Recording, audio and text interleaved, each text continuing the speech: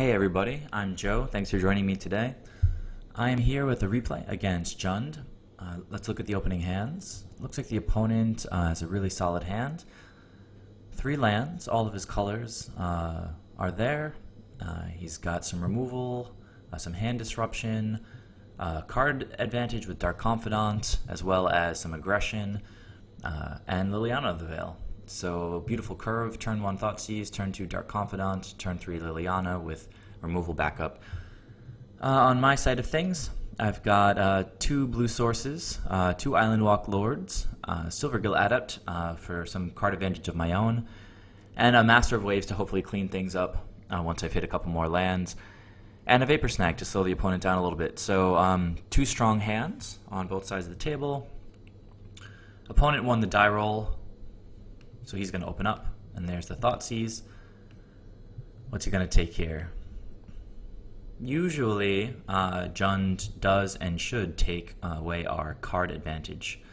So if they see Spreading Seas, they should take that away. If they see Silvergill Adept, they should take that away. And I think that's what the opponent does here. Yeah, so the Silvergill Adept has been removed. I drew a Cursecatcher, which is nice because I can get a creature out on turn 1.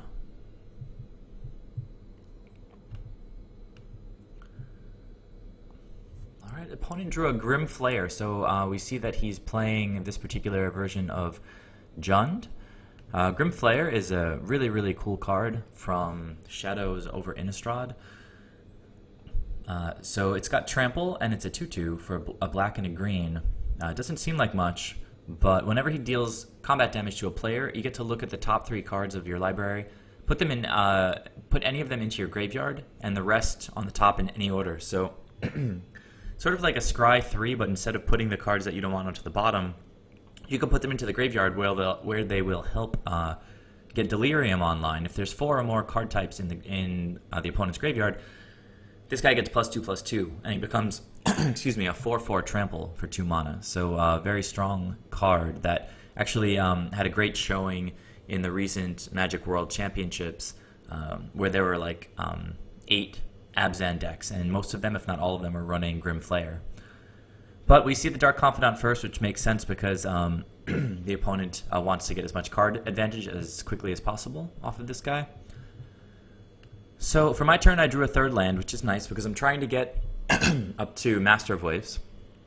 So I had to think here whether to play another creature and just start attacking, or to slow the opponent down by bouncing his Dark Confidant and either making him replay it next turn, or making him decide at least between Dark Confidant or his 3-drop. In the end, I went with keeping him off of card advantage for an extra turn with Dark Confidant, chipping away with Vapor Snag.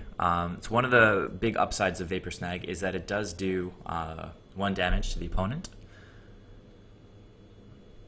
So let's go ahead and fast forward a little bit. Did give it a bunch of thought. And I played an island and bounced the Bob.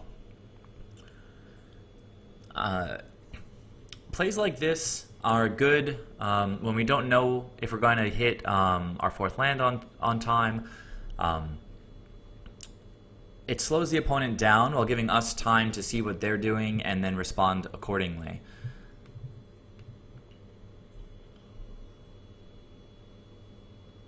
Alright, so Bob gets bounced, Cursecatcher attacks for 1, opponent's already down to 14, and we see he drew 2nd Dark Confidant. He's going to play it right back out and pass the turn. So for our turn, we drew a Spreading Seas. With Master of Waves in hand, we still want to hit that 4th land, and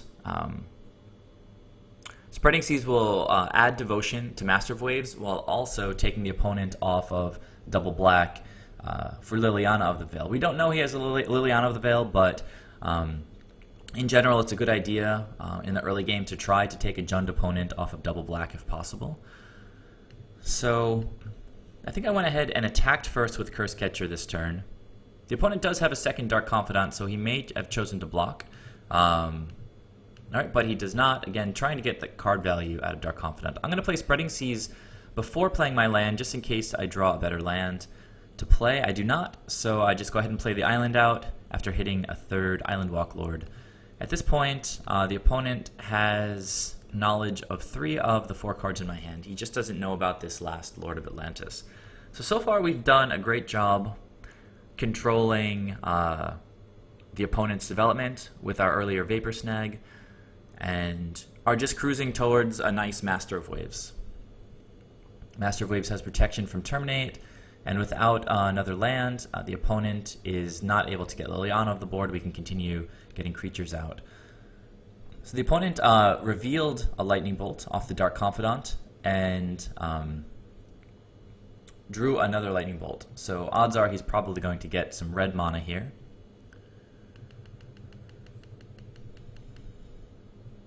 Alright, so the opponent was at 12, and now he's taking 3. Just going to double check the life totals, make sure nothing got missed here. So on my turn, the Vapor Snag did 1, and I attacked for 1. Then played the Dark Confidant back out. I attack for 1, and he went down from 14 to 13. And then he lost 1 from one of his bolts, went down to 12, and now he's taking 3, going down to 9 from the Blood Crypt. Attacking with Dark Confidant, no problem. That makes him easier to bounce if I draw a Harbinger of the Tides. And he plays the Grim Flayer back out. We see with this blue mana, we're in the clear and don't really have to worry about removal on our turn. Drew another Spreading Seas, quite nice. It will add Devotion to Master of Waves, and we get to take the opponent off of red and black. So at this point, he's really starved for mana. He's only got green and then blue mana available. Drew a Harbinger. That guy is going to contribute to our tempo plan, which we see has been doing great so far. We're sitting at 18 to 9, and we have our lands online, and the opponent is totally shut off of his lands. If we look at the opponent's graveyard, let's go ahead and move my hand down here, the information the opponent has, and we'll move his graveyard over here. Not particularly close to Delirium with Grim Flayer yet. He's only got a sorcery and a land right now in his graveyard. Alright, so the opponent paused for a second, reveals an Inquisition of Kozilek, and then drew a Twilight Mire for the turn. That was a great rip for the opponent because that gives him immediate access to double black by filtering this green mana from the forest.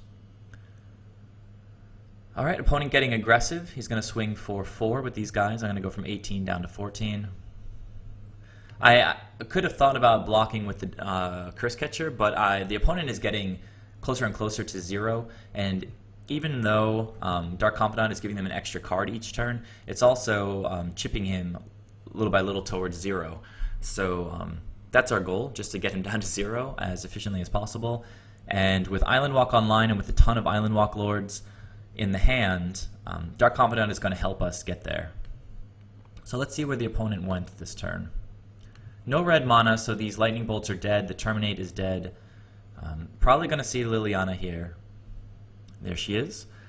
And the opponent's going to try to take over control of the board, so he makes me sacrifice my Cursecatcher. Not the worst sacrifice. Drew an AEther Vial, not the best, but not terrible either. You see the opponent has no red mana, so he can't use his removal. He's going to keep taking damage from this Dark Confidant. He doesn't have Delirium online yet. So open up with the AEther Vial, and then I think it's going to be Harbinger, just bouncing the Grim Flayer. Again, we want the opponent to take as many cards as he can get, as long as he's going to keep getting damaged from the Dark Confidant. Alright, opponent reveals another Dark Confidant. Probably not what he wanted to see. And again, without access to red mana, he's got a lot of dead cards in his hand.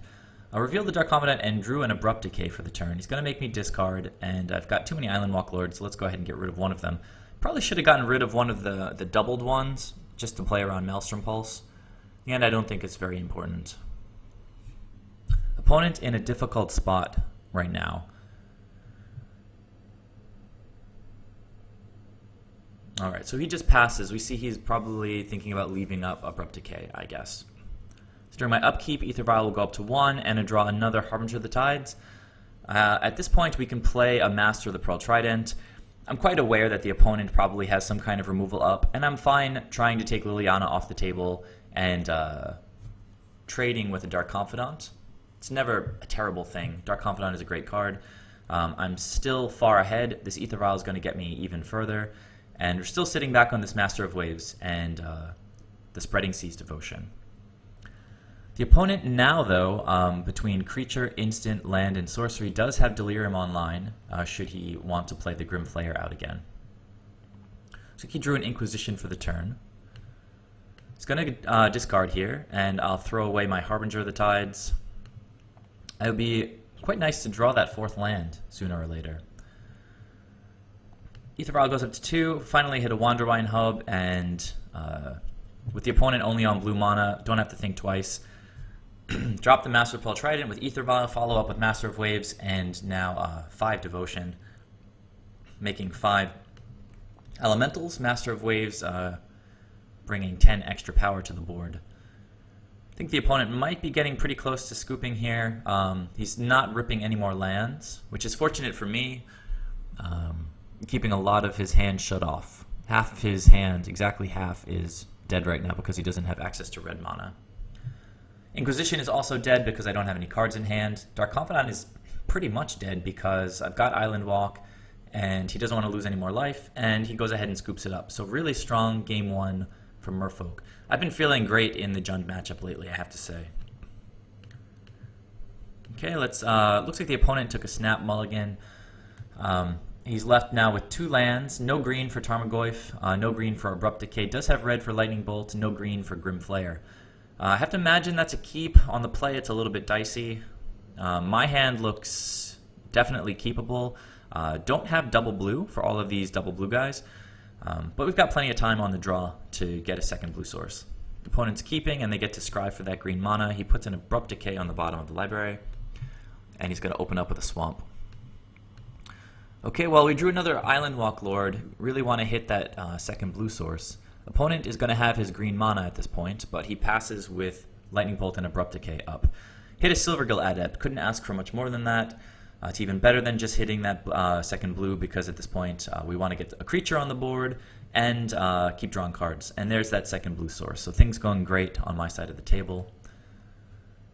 Opponent is going to sack the Bloodstained Mire, getting a tapped Overgrown Tomb. Does have red mana with the Blackleaf Cliffs, and had a great draw that turn in Kalitas. Kalitas is, for a lot of Jund decks, sort of the top end. It's a big life-linking body that can get bigger by sacrificing the zombies that he makes. So quite strong. Here we see Tarmogoyf as a 1/2, since the opponent only has, or rather in all the graveyards combined, there's only 1 type right now. But we see the opponent holding up Lightning Bolt, so the Tarmogoyf could grow rather quickly. So draw Harbinger of the Tides, and have to think for a moment about the combat math. So this is very clearly representing Lightning Bolt, and I'm definitely not attacking with Mutavault. I'm going to play this second blue at some point and play with one of my spells, probably the Kira. If I try to attack with Silvergill Adept, the opponent can go to my face with the Lightning Bolt, grow the Tarmogoyf to a 2/3, and just eat my Silvergill Adept. So no good attacks. So I'm going to instead, after thinking about it quite a while, decide to just play the Wanderwine Hub, reveal the Lord that I've already revealed to Silvergill Adept, and play out a Kira. The opponent's going to respond by Lightning Bolting the Silvergill. Kira great in that way. She kind of forces the opponent to use removal on suboptimal creatures. We see that my hand is totally stocked with great creatures. At this point, the Tarmogoyf has grown. There's a creature, instant, and land. He's swinging for 3. I go down to 17. The opponent with his fast land, showing the weakness of these kinds of lands. With the new blue-red fast land that's just been spoiled in Kaladesh, some Merfolk pilots have been considering splashing red, but we've known for a long time that even though Seachrome Coast is available, it's not playable in Merfolk because we never ever want our 4th land to come into play tapped. We need to have mana immediately for Master of Waves, and it just feels terrible when we can't play our 4-drop because we have a tapped land. Right? How much better would the opponent's position be right now if you could have played Kalitas instead of Grim Flayer? So for my turn, I hit another Silvergill Adept, which is very nice. Take the opponent from 19 down to 17. And my choice for the turn was to play out Merrow Reejerey because he opens up lots of tapping and untapping to drop more of my hand faster. My life total is 17. I'm not in any danger of dying right now.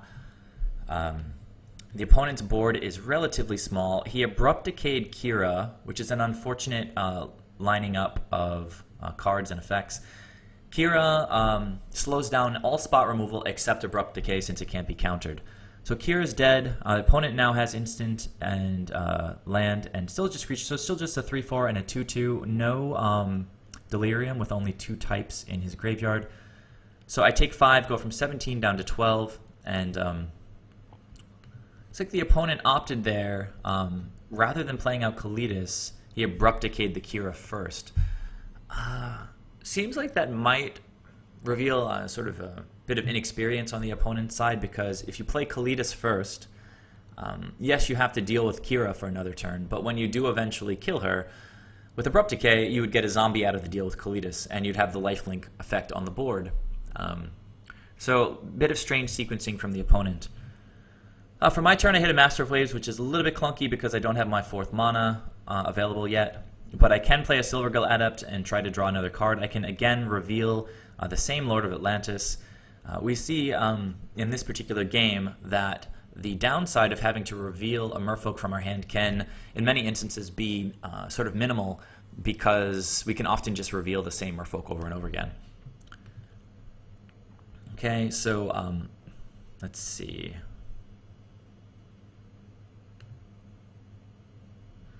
I'm sorry, did I not draw a card? I'm not sure what happened there.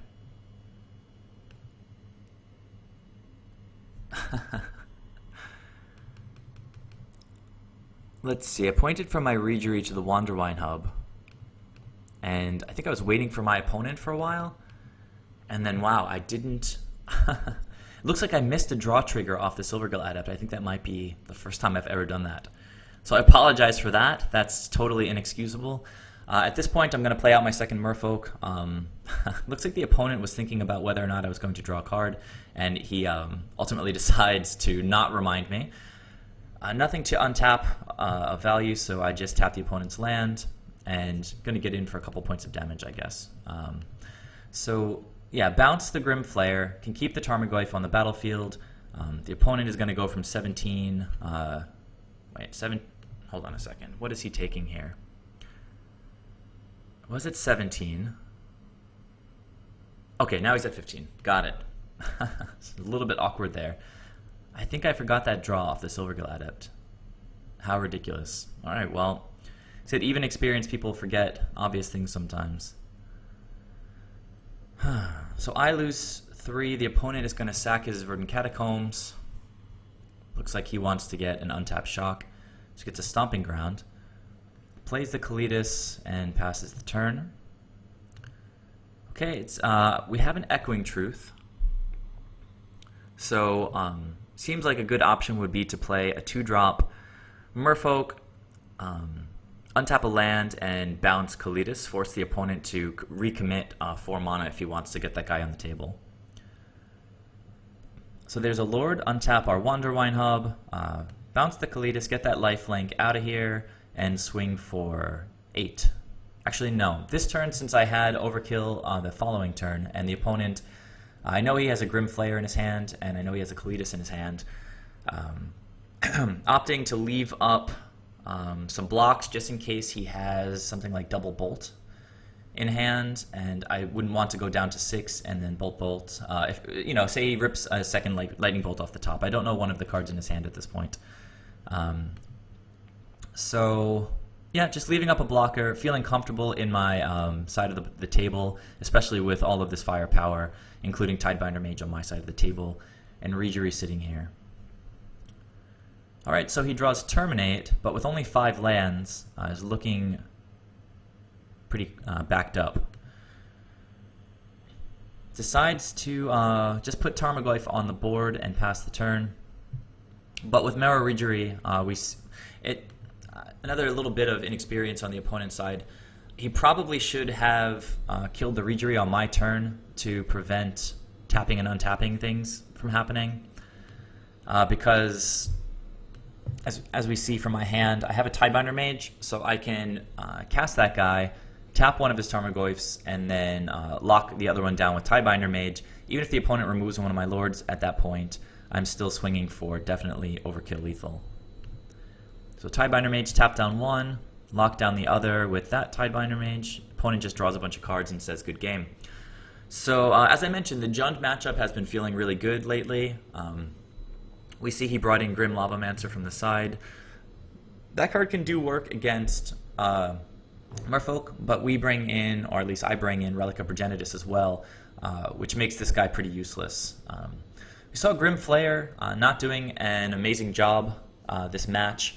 Most of the time he was just a 2-2. I'm not even sure if he got to activate him once. Actually, I think I forgot to mention, but I'm fairly certain that he missed one of his Delirium triggers. That might have been another match, but I've definitely seen somebody miss this trigger. It's one of the big reasons for playing the creature. Just like drawing cards is a big reason to play Silvergill Adept, but we all forget things from time to time. Kalidas didn't get to do anything because I bounced him off the board. I recently switched my Dismembers out for 2 Vapor Snags, and while Kalidas might seem like an excellent target for Dismember to permanently deal with him, the way that Merfolk works is keeping this guy off the table forces the opponent to commit 4 mana to him again. So something like Vapor Snag that deals 1 damage to the opponent and bounces their 4-drop, while keeping our life total high, is actually a really, really powerful effect. And it's arguable as to which is better. It might depend on the given board state, but I've really appreciated the Vapor Snags against Kalidas recently. In combination with Harbinger of the Tides and Echoing Truth, it's just a lot of bounce effects that can just dig a Jund opponent into too deep of a hole, mana efficiency-wise, to come back at all. Even if they're removing our creatures one by one, we have sort of Vapor Snag effects stapled to creatures, and if we keep bouncing their creatures, we're going to keep poking in for a couple points of damage. They're going to keep dealing damage to themselves with lands. We see 1, 2, 3, 4 lands in their graveyard. I think maybe this Overgrown Tomb got there through a Grim Flayer, but at least 3 damage dealt to themselves through their lands. So yeah, slow and steady wins the race against Jund, and we got there this match. Please leave any comments you have. If you've got some questions, let me know, and I'll catch you guys next time.